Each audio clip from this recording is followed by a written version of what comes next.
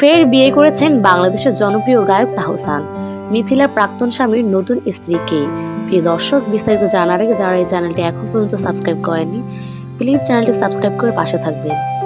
2017 সালে 4 অক্টোবর বিচ্ছেদের ঘোষণা দেন তাহসান। এরপর টলিউডের অন্যতম জনপ্রিয় পরিচালক সৃজিত মুখোপাধ্যায়কে বিয়ে করেন মিথিলা।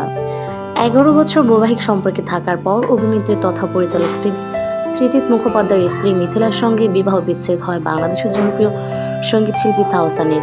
বাংলাদেশের সংবাদ মাধ্যমের থেকে পাওয়া খবর অনুযায়ী মিথিলার প্রাক্তন স্বামী তাহসান ফের বসলেন বিয়ের প্রীতি।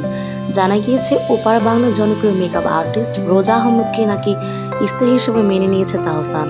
তবে এই খবর রটে গেল, এমনকি বিয়ের ছবি সোশ্যাল মিডিয়ায় ছড়িয়ে পড়লেও তাহসান অবশ্য বাংলাদেশের সংবাদ মাধ্যম প্রথম আলোকে জানিয়েছেন, বিয়ে এখনো হয়নি, শনিবার সন্ধ্যায় সবটা জানাবেন। এই ছবি শুক্রবার ঘরোয়া অনুষ্ঠানে তোলা।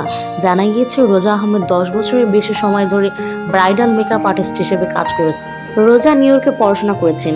সোশ্যাল মিডিয়ায় খুবই জনপ্রিয় তিনি। 18 বছর আগে 2006 সালের 7 আগস্ট বিবাহ বন্ধনে আবদ্ধ হন তাহসান খান ও অভিনেত্রী মিথিলা।